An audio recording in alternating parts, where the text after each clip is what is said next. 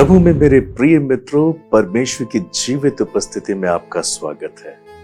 प्रिय मित्रों, परमेश्वर आज आपसे बातें करेंगे।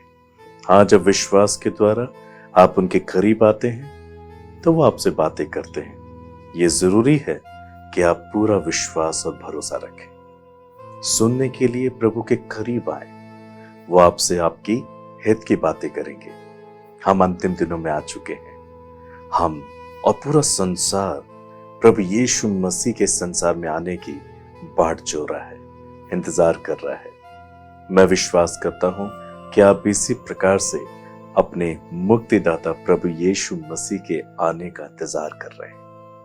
प्रियो, ये बहुत जरूरी है कि जब हम अपने प्रभु की प्रतीक्षा कर रहे हैं, हमें किन किन बातों की तैयारी करनी है। हाँ, बाइबल बताती है वो दूल्हा है और उसने कलीसिया को, मुझे और आपको अपनी दुल्हन कहा है।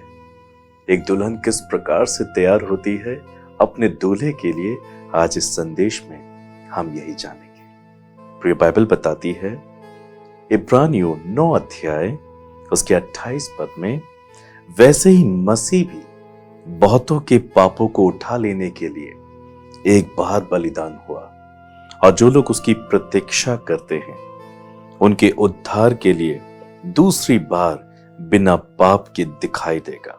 हाँ प्रियो, प्रभु यीशु मसीह ने हमारे खातिर क्रूस के दुख को सहा, क्रूस की पीड़ा को सहा। बाइबल ऐसा बताती है मृत्यु कड़वी होती है और उसके स्वाद को अकेले प्रभु यीशु मसीह ने चखा और हमें पाप से आजाद किया। प्रभु यीशु मसीह ने क्रूस पर अपना कीमती लहू बहाया। हमारे पापों को, हमारे श्रापों को, हमारी बीमारियों को उसने अपने ऊपर उठा लिया। हाँ, उसने हाथों पांव में कीलों के निशान को सहा, सर पर कांटों का मुकुट पहना, वो हमारे लिए सताया गया, उसने हमारे खातिर कोड़े खाए। प्रियो, प्रभु यीशु हमारे लिए मारा गया। बाइबल बताती है अपने वचन के अनुसार वो तीसरे दिन मुर्दों में से जी उठा। हाँ, वो आज स्वर्ग में है, पिता की दाहिनी ओर विराजमान है। बाइबल ऐसा कहती है कि वो आपके लिए, हमारे लिए विनती कर रहा है। आज सारा संसार इस संसार में उसके आने की प्रतीक्षा कर रहा है, क्योंकि यीशु मसीह जिंदों और मुर्दों को न्याय करने को फिर से आने वाला है। उससे मिलने के लिए हमें तैयारी की आवश्यकता है। पहले वो हमारे जीवन को परमेश्वर से मिलाने के लिए आया था। हम पाप में थे, वो हमें पाप से आजाद करने के लिए आया था। इसलिए हम सबके पापों का बोझ उसने अपने आप उठाया था। मगर अब जब प्रभु यीशु मसीह इस पृथ्वी पर दोबारा प्रकट होने जा रहे हैं, इस बार प्रभु यीशु मसीह जब आ रहे हैं, प्रिय, वो हमारे उद्धार के लिए, हमें यहां से उठा ले जाने के लिए बिना पाप के दिखाई देगा। हाँ, जब इस बार प्रभु यीशु मसीह का आगमन होगा, वो अब हमारे लिए क्रूस में मारा नहीं जाएगा, वो अब कोई सलीब नहीं उठाएगा, क्योंकि उसने ये सारा कार्य एक ही बार कर दिया है। एक ही बलिदान के द्वारा उसने परमेश्वर की पूर्व योजना को पूरा कर दिया है। इसलिए चाहिए कि हम भी प्रभु यीशु मसीह के लिए एक निर्दोष और एक पवित्र और आज्ञाकारी जीवन बिताकर आनंद के साथ उसकी प्रतीक्षा करें। ये अब न खोएं, प्रभु यीशु मसीह बहुत जल्दी आ रहा है। इस संसार में जो घटनाएं घट रही हैं, हमारे चारों ओर जो भी हालात, जो भी परिस्थितियां हैं, चारों तरफ भय और भय का कारण है। ऐसी परिस्थिति में हमें अपने परमेश्वर के साथ और अधिक रिश्ते तैयार करने हैं, उनकी नजदीकी में आना है, क्योंकि प्रभु यीशु मसीह हमें लेने आ रहे हैं। प्रिय, ऐसा ना कहें कि वो समय अभी नहीं आएगा, वो यही समय चल रहा है। इस संसार में उस समय की शुरुआत हो चुकी है। हमारे आसपास अब कुछ भी ठीक नहीं है।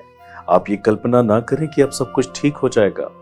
बाइबल ऐसा बताती है ये तो पीड़ाओं का आरंभ होगा। हाँ प्रियो, हर जगह पीड़ाएं, तकलीफें, परेशानियां, नए नए प्रकार की महामारियां इस संसार में आने को तैयार है। ये इन सब बातों का चिन्ह है कि मसीह यीशु जगत में प्रवेश करने जा रहा है। क्या आप उससे मिलने के लिए तैयार हैं? परमेश्वर का वचन हमें कहता है कि जब हम इस प्रकार से चिन्हों को इस संसार में होते हुए देखेंगे, हमें अपनी तैयारी करनी है। इसलिए बाइबल बताती है पहला पत्रस 2 अध्याय के 24 पद में कि वो आप ही हमारे पापों को अपनी देह पर लिए हुए क्रूस पे चढ़ गया, जिससे हम पापों के लिए मर के धार्मिकता के लिए जीवन बिताएं। उसी के मार खाने से तुम चंगे हुए। हाँ प्रियो, प्रभु यीशु मसीह ने क्रूस पर जान दी, हमारे पापों को लेकर वो क्रूस पे मरा, ताकि हम पापों के लिए मरकर धार्मिकता के लिए जीवन बिताएं। जैसे कि प्रभु यीशु मसीह अब इस संसार में आने वाले हैं, हमें ये नहीं मालूम कब, मगर ये विश्वास है कि वो आने वाले हैं। इसलिए प्रिय बाइबल बताती है प्रभु यीशु चाहते हैं कि जब हम उनसे मिलें, उससे पहले हमें एक तैयारी करना बहुत जरूरी है। हमें निर्दोष जीवन जीना, पवित्र जीवन जीना, एक आज्ञाकारिता का जीवन जीना बहुत जरूरी है। ठीक वैसी दुल्हन को तैयार होना है ताकि वो दूल्हे से मिल सके। प्रिय मित्रों, आपको तैयार होना है, आपको अपने पाप के लिए मरना है। प्रभु भोज की विधि को देते वक्त प्रभु यीशु मसीह ने यही सिखाया। इवन पौलुस हमें ऐसा सिखाते हैं कि जब कभी तुम ये रोटी खाते और उस कटोरे में से पीते हो, तो जब तक प्रभु ना उसकी मृत्यु का प्रचार करते हो। हाँ प्रियो, प्रभु यीशु मसीह के आगमन से पहले हम जब प्रभु यीशु की मेज के पास आते हैं, हम उसके बदन और लहू में शरीक होते हैं। ये हमारी आत्मिक जिम्मेदारी हो जाती है कि जब तक हमारा प्रभु यीशु मसीह इस संसार में दाखिल नहीं हो रहा है, हमें उसकी मृत्यु का प्रचार करना है। हम उसकी मृत्यु का प्रचार कैसे कर सकते हैं? जब हम खुद पापों के लिए मरकर धार्मिकता के लिए जीवन बिताएंगे, तब हम उसकी मृत्यु का प्रचार कर पाएंगे। यदि हमने पाप को नहीं छोड़ा, यदि हम ही पाप में लिप्त हैं, हम कैसे सामने वाले व्यक्ति से कह सकते हैं मन फिराओ, पश्चाताप करो? इसलिए बाइबल कहती है अगर जो कोई प्रभु की मेज में सहभागी है, उसे अपने आप का इनकार करना है, उसे अपने लिए नहीं परंतु प्रभु के लिए जीना है। जैसे पौलुस कहते हैं कि अब मुझ में मैं जीवित नहीं रहा, परंतु मसीह मुझ में जीवित है। आज आपको यह जांचना है क्या मसीह यीशु आप में जीवित है? प्रभु ने हमारे लिए पाप को उठाया, प्रभु ने हमारे लिए जान दी, ताकि हम भी अपने आप को पाप के लिए मरा समझकर धार्मिकता के लिए जीवन जीने पाए, धार्मिकता के लिए हम जी उठने पाए। प्रभु आपके जीवन में निर्दोषता को देखना चाहते हैं, पवित्रता को देखने चाहते हैं। क्या आप इस प्रकार से जीवन बिता रहे हैं? इसलिए बाइबल कहती है उसके कोड़े खाने से हम चंगे हुए। यदि हम प्रभु यीशु मसीह के वचन के मुताबिक जीवन जी रहे हैं, झूठ, घमंड, दिखावा, स्वार्थ, निंदा, घृणा, नफरत, क्रोध, बैर, भेदभाव, जलन, संसारिक, शारीरिक, आर्थिक, सामाजिक गुलामी का जीवन हमारे चारों ओर है। लोग इस प्रकार की बुराई से प्रतिदिन जीवन जीते हैं। परमेश्वर में प्रभु यीशु मसीह की इच्छा हमारी ऐसी नहीं है। प्रभु चाहते हैं कि हम एक निर्दोष जीवन जिए, हम उसके खून से धुलकर एक संपूर्ण चंगाई को प्राप्त करें। प्रभु यीशु के कोड़ों की मारों ने न सिर्फ हमारे शारीरिक रोगों से हमें चंगाई दी है, मगर उसने हमारे आत्मिक जीवन में भी चंगाई दी है। जब आप अपने पापों से पश्चाताप करते हैं, आप इस बात का एहसास करते हैं कि आप पापी हैं, आपने पाप किया है, आप प्रभु की दृष्टि में ठीक नहीं है, आप घुटनों पे आकर रोते हैं, वो बड़ी दया से आपके पापों को क्षमा कर देंगे। बाइबल कहती है वो अपने खून से आपको धो के शुद्ध करेंगे। यदि आप पछताएं तो प्रभु यीशु का लहू आपके लिए आपको नया बनाएगा। और यही समय है हम अपने आप को तैयार करें, हम अपने आप को प्रभु यीशु के लहू से धो दें, निर्दोष हो जाएं, आनंद के साथ, प्रसन्नता के साथ अपने प्रभु का इंतजार करें और उसके लिए जीवन को बिताएं।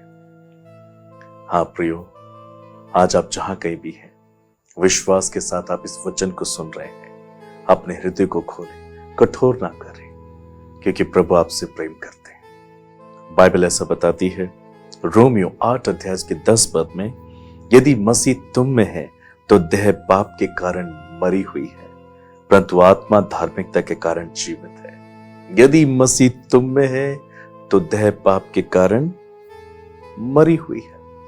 यदि वाकई प्रभु यीशु मसीह आपके हृदय में वास करते हैं, आपके जीवन में वास करते हैं, चिन्ह ये होगा कि आप पाप की इच्छा, पाप की लालसा, पाप के मजे से बचे रहें। आप भरसक प्रयास करेंगे, प्रतिदिन आप वचन पढ़ेंगे, आप प्रार्थना करेंगे, आप धार्मिकता के मार्गों को पकड़े रहेंगे, आप प्रभु की मेज के सहभागी बने रहेंगे। आप और अधिक निर्दोषता का जीवन जिएंगे। जिन बातों को प्रभु पसंद नहीं करते वो आप अपने जीवन से दूर करेंगे। हाँ, जो प्रभु को पसंद है आप उन कामों को करने के लिए आगे आएंगे। इसलिए बाइबल कहती है, अगर मसीह तुम्हारे भीतर है तो तुम्हारी देह मरी हुई है, अर्थात शरीर के काम मरे हुए हैं, परंतु विश्वास के द्वारा धार्मिकता के लिए हम जी उठे हैं। हम प्रभु यीशु मसीह के लिए जिएंगे। हमारी आत्मा हमारे विश्वास के द्वारा जो प्रभु यीशु मसीह में है, हमारी आत्मा का पुनरुत्थान हो जाता है और हम एक नए व्यक्ति बन जाते हैं और हम प्रभु के लिए जीते हैं। हम जक्कई के विषय में पढ़ते हैं कि वो इस संसार में टैक्स कलेक्टर था, वो चुंगी लेने वाला मनुष्य था, वो बहुत संसार में बुराइयों में था। लोग उसे पापी मनुष्य कहते थे क्योंकि वो शरीर के कामों में जीवित था, पर अभी तक उसकी मुलाकात प्रभु यीशु मसीह से नहीं हुई थी। मगर प्रभु यीशु मसीह से मिलने की चाहत ने उसे बदल दिया। प्रभु यीशु मसीह की एक झलक ने उसके दिल को उस पर जाहिर किया। हाँ, यही जक्कई जो एक पापी मनुष्य था, एक चुंगी लेने वाला मनुष्य था, लोगों में बदनाम था, उसने अपने पापों का पश्चाताप किया। वो प्रभु के सामने रोया और प्रभु के दया ने उसको नया बना दिया। प्रभु के लहू ने उसको धोकर नया बना दिया। जक्कई का शरीर अर्थात उसके शरीर के काम उसी वक्त मर गए और वो धार्मिकता में एक नया मनुष्य बन गया। प्रभु की पुनरुत्थान की सामर्थ उसके अंदर आ गई और प्रभु ने उससे कहा वो भी एक अब्राहम की संतान है।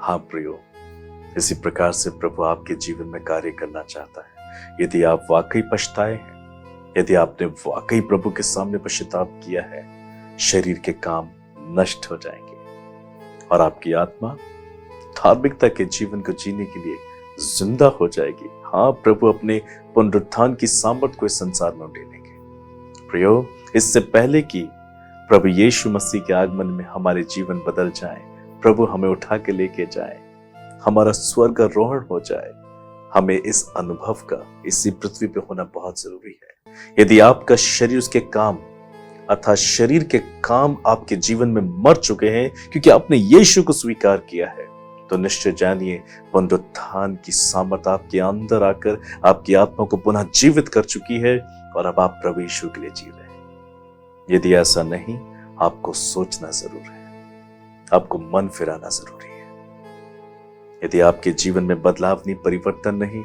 आप नहीं कह सकते कि मसीह आपके भीतर है।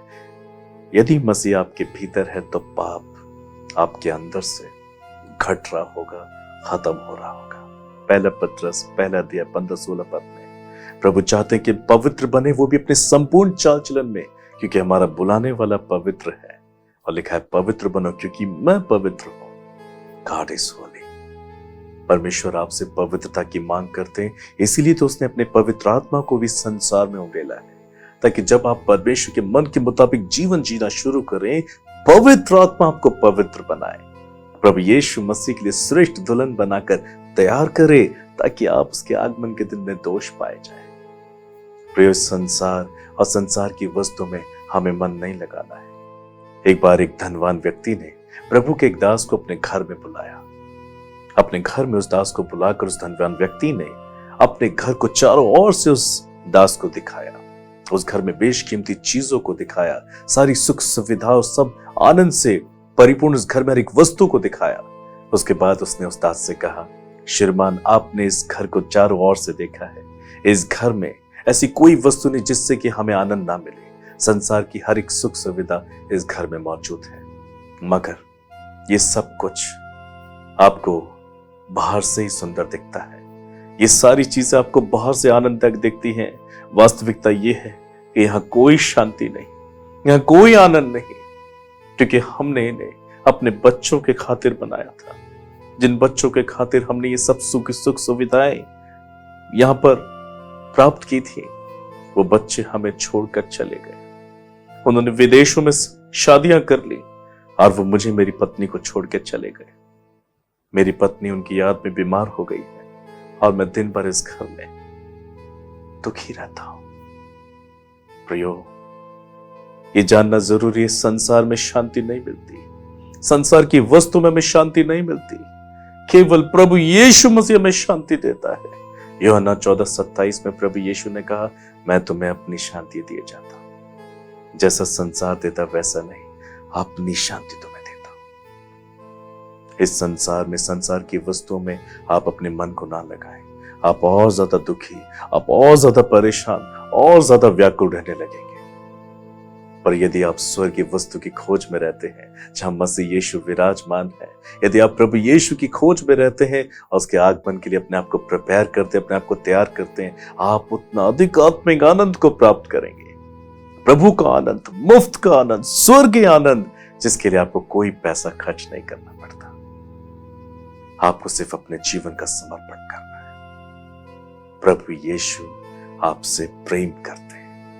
आपको सच्चा आनंद देने के लिए वो क्रूस पर मारे गए। संसार की किसी भी वस्तु में, मनुष्य उसकी सहायता में आपको कभी आनंद नहीं मिल सकता, कभी तसल्ली नहीं मिल सकती।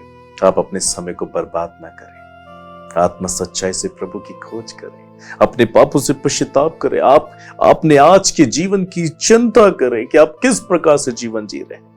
यदि आप अपने व्यक्तिगत, पारिवारिक, सामाजिक, आर्थिक, सेवकाई के जीवन में निर्दोष नहीं है, आपको डरना चाहिए। यदि मनुष्य सारे संसार को प्राप्त कर ले परंतु अपने प्राण की हानि उठाए तो क्या लाभ। यदि आज संसार में आज आपको लोग जानते हैं, आपके पास एक बड़ा घर है, आपके पास संसार की हर एक सुख सुविधा है, मगर सच्चाई तो यह है, वास्तविकता तो यह है कि आज भी आप परेशान हैं, आज भी आप निराश हैं, आज भी आप एक दुखी पुरुष हैं। प्रभु आपके दुख को समझ सकते हैं। आपको अंदर से आनंदित होना जरूरी है, आपको अंदर से शांति पाना जरूरी है, और यह कार्य केवल सर्वशक्तिमान परमेश्वर कर सकता है। प्रभु के प्रिय लोगों, समस्या आने पर, तकलीफें आने पर, परेशानी आने पर प्रभु से ना भागे, मगर प्रभु के पास भागे। प्रभु आपका इंतजार कर रहे हैं। उनका राज्य इस संसार का नहीं, तो क्यों आप इस संसार में रहने की कोशिश कर रहे हैं। एक दिन हर एक मनुष्य संसार से जाएगा। प्रियो, हर एक इंसान इस पृथ्वी पर एक दिन मरेगा। यदि प्रभु में जीवन बिताया है तो सोएगा।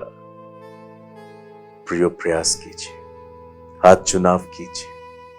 प्रभु यीशु मसीह ने आपके लिए क्रूस पे जान दी है, आपको अनंत जीवन देने के लिए, आपको इस दुष्ट, भयानक, बीमारियों से भरे संसार से निकालकर अपने राज्य में ले जाने के लिए। आज प्रभु आपको ये उत्तम आशा देना चाहते हैं। आपके जीवन में परेशानियां, तकलीफें, वेदना, आंसू और दुखों के पहाड़ सिर्फ इसी वजह से हैं कि आपने प्रभु के साथ अपनी दूरी बढ़ा के रखी है। आपने प्रभु के साथ कोई रिश्ता नहीं तैयार किया, आपने अपने पापों से कोई पश्चाताप नहीं किया। आज प्रभु आपका इंतजार कर रहे हैं कि आप अपने पापों से पछताएं। प्रभु की खोज में इतना कहना, प्रभु मैं पापी हूं, मुझे आपकी आवश्यकता है, मैं निराश हूं उस जीवन में, मैंने संसार की वस्तु में बहुत कुछ समय बिताया है, मैंने संसार में बहुत कुछ अर्जित कर लिया है, तो भी मैं क्यों आनंदित नहीं हूं, क्यों एक डर मुझ में समाया रहता है। प्रियो, आज प्रभु आपको सोचने पे मजबूर कर रहा है। हमारे इस संसार में जहां पर पैंडेमिक के कारण आज लोग बहुत ज्यादा परेशान हैं, इस महामारी के कारण लोग आज व्याकुल हैं, ना तो अपने आप को धनवान बचा पा रहा है, ना बुद्धिमान बचा पा रहा है। कौन बचा सकता है? केवल प्रभु यीशु मसीह। यदि हम अपने पापों से पछताएं, प्रभु हमें बचाएगा। आज प्रभु आपसे बात करना चाहते हैं, आज प्रभु आपसे बातें कर रहे हैं। प्रभु यीशु का आगमन हो रहा है। प्रियो, बाइबल कहती है वो पक्षपात नहीं करता। जो मन फिरा है, अपने पापों से पश्चाताप करे, उसे वो अनंत जीवन की आशा के साथ उसकी वास्तविकता भी देने जा रहा है। आज प्रभु आपसे बातें कर रहा है। अपने सारे दुखों को, अपनी सारी परेशानियों को, अपनी सारी निराशा को आज आप प्रभु के पास लेकर आए। संसार की वस्तु में आनंद ना ढूंढे, केवल प्रभु की खोज करें। प्रभु की खोज करना आनंद की खोज करना है, प्रभु यीशु की खोज करना जीवन की खोज करना है, प्रभु यीशु की खोज करना अपने पापों से मन फिराना है, एक नवीनतम सृष्टि बन जाना है। और जो कोई मसीह यीशु में, वो एक नई सृष्टि है। प्रभु आपसे प्रेम करते हैं प्रियो, इसलिए बाइबल ऐसा कहती है तीतुस 2 अध्याय के 13 पद में, और उस धन्य आशा की अर्थात अपने महान परमेश्वर और उद्धारकर्ता यीशु मसीह के महिमा के प्रकट होने की प्रतीक्षा करते रहे। इस संसार में ना हम कुछ लेकर आए ना हम लेकर जाएंगे, इसलिए यदि हम कुछ लेकर जा सकते हैं, मसीह यीशु की संगति, प्रभु यीशु से पाया हुआ वो प्रेम, वो रिश्ता जो हमें स्वर्ग राज्य में आने के लिए तैयार करता है। धीरज के साथ, निर्दोषता के साथ प्रभु के वचन के मुताबिक जीवन जीकर आप उसका आनंद के साथ प्रतीक्षा करें। आप प्रभु जानते हैं कौन उनकी प्रतीक्षा में, कौन उनका इंतजार कर रहे हैं। यदि आप इस संसार की वस्तु में मन लगाएंगे, इसे ही अपना सब कुछ समझेंगे, आप बहुत दुख उठाएंगे। परंतु यदि आप प्रभु यीशु पे भरोसा रखते हैं, एक स्वर्गीय वतन में जाने की आप इच्छा रखते हैं, लालसा रखते हैं, प्रभु आपको स्वर्ग के आनंद को इसी संसार में आपके जीवन में बहुतायत से देंगे। हाँ, क्योंकि प्रभु की उपस्थिति में आनंद की भरपूरी है। और यदि आप प्रभु के बिछाए हुए दायरे में जीवन जीते हैं, तो आप प्रभु के आनंद को प्राप्त करते हैं। आनंद के साथ प्रभु की प्रतीक्षा करें, यही प्रभु चाहते हैं। प्रियो, बाइबल में ऐसा लिखा है तीतुस 2 अध्याय के 14 पद में, जिसने अपने आप को हमारे लिए दे दिया कि हमें हर एक प्रकार के अधर्म से छुड़ा ले और शुद्ध करके अपने लिए एक ऐसी जाति बना ले जो भले कामों में सरगर्म हो। यीशु मसीह ने अपने बलिदान के द्वारा हमें अधर्म से छुड़ाया है। यदि आपने यीशु पे विश्वास किया और आप अभी भी अधर्म से जुड़े हुए हैं, आप अपने आप को धोखा दे रहे हैं। प्रभु पक्षपात नहीं करता, जब वो न्याय करेगा तो वो किसी रीति से नहीं मानेगा। इसलिए परमेश्वर का वचन कहता है, यदि आपने वाकई मसीह यीशु को स्वीकार किया है, तो आप अधर्म से बैर रखें। यदि अब तक आपने प्रभु यीशु को नहीं जाना, आज प्रभु आपको बुलाहट दे रहे हैं, अपने पापों से पश्चाताप करें, भले कामों में अपने आप को सर्वगर्म रखें, भले कामों में अपने आप को बना के रखें। आप दीन, दरिद्र, अनाथ, विधवा, कंगालों के साथ नम्रता से व्यवहार करें। आप प्रभु के दास दासियों के साथ ईमानदारी से चलें। आप विश्वासी पवित्रों का आदर करें, आप अन्य जातियों का आदर करें। आप सबके साथ मेल मिलाप प्रेम से रहें, निर्दोषता के साथ रहें, पवित्रता के साथ रहें, वचन को पढ़ें, प्रभु के साथ प्रार्थना में समय बिताएं। पवित्र आत्मा आपसे बातें करेगा, क्योंकि प्रभु आपसे प्रेम करता है। प्रियो, इन वचनों के द्वारा आज आप शिक्षा प्राप्त करें, समय बर्बाद ना करें। प्रभु यीशु मसीह का आगमन होने जा रहा है। अपने आप को इस श्रेष्ठ दुल्हन में बदल दें, पवित्र आत्मा आपकी सहायता करेंगे। आज आपके सारे दुख खत्म हो सकते जब आप प्रभु यीशु को पुकारेंगे। आज आप जहां कहीं भी हैं, घुटने टेके मेरे साथ प्रार्थना करें और उसकी सुंदर दुल्हन बनने के लिए अपने आप को समर्पित कर दें। इस रीति से प्रभु आपके जिनमें चमत्कार को करेंगे, आश्चर्य कर्मों को करेंगे, आपको आनंद देंगे और आपके चेहरे पे शांति दिखाएंगे। आइए हम प्रार्थना करें।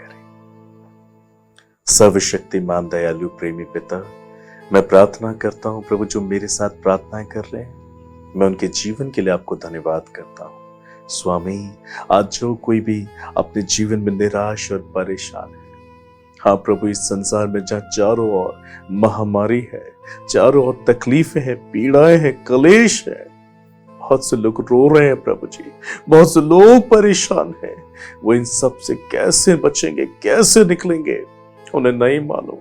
बहुत से लोग प्रभु जी व्याकुल हैं। आज इस संदेश को जिन लोगों ने सुना है, आप उनके मनों से बातचीत करें प्रभु। यदि आज वो पछता रहे हैं प्रभु, आप इन सब के पापों को क्षमा करें, क्योंकि प्रभु इन्होंने जान लिया संसार में किसी भी प्रकार का आनंद नहीं है और ना इस संसार में हमारे वर्ष बहुत अधिक है। हम सबको एक दिन यहाँ से जाना है, इसलिए प्रभु आपके आगमन का इंतजार है। प्रार्थना करता हूँ प्रभु, हर एक जन पे कृपा कर, हर एक परिवार को छू ले, विशेष व्यक्ति को छू ले और सबके जीवन में आज आप अपने लिए जगह को बना ले। आप इनके हृदय में आ जाए, इनके आंसू को पोंछे, डर से, घबराहट से, बेचैनी से, व्याकुलता से आप इन्हें आजाद कर दें। और जो कोई बीमार है अपने शरीर में, आप उन्हें चंगा कर दें।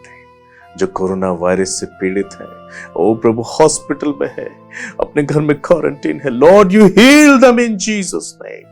आप इन सबको चंगा कर दे प्रभु। आप इन्हें विजिट करें, आप इनसे बातचीत करें, ये स्वस्थ हो जाए, ये हील हो जाए प्रभु, ताकि आपके पवित्र नाम को धन्यवाद करें। जो कोई भी प्रभु इस संसार में आज प्रभु इस पैंडेमिक से पीड़ित है, उन सब पे कृपा कर।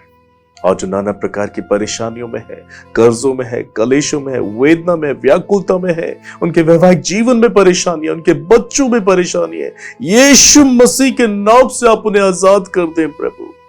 इन्हें आपकी आवश्यकता है, आप इनके प्रभु बने, आप इन्हें अपनी संतान बनाए, आप इनके जीवन में चमत्कार करें, आप इनके जीवन में चमत्कार करें प्रभु। आप इन्हें कर्जों से आजाद करें, आप प्रभु इनके घर को बनाए, आप इन्हें अपनी दुल्हन बनाए, आप इनके लिए चमत्कार करें, आप इनके आने जाने में इन्हें सुरक्षा दें, इनके वैवाहिक जीवन को आशीष दें। जो उन्हीं संतान है उन पे कृपा करें प्रभु। आप उनकी पति और पत्नी को चंगा करें और उन्हें फ्रूटफुल करें प्रभु। आप इन्हें एक अच्छी संतान दें, आप इनके लिए चमत्कार करें। हर एक प्रकार की दुष्टता, पाप की इच्छा, लालसा, मजा इनके जीवन से दूर हो जाए यीशु मसीह के नाम से।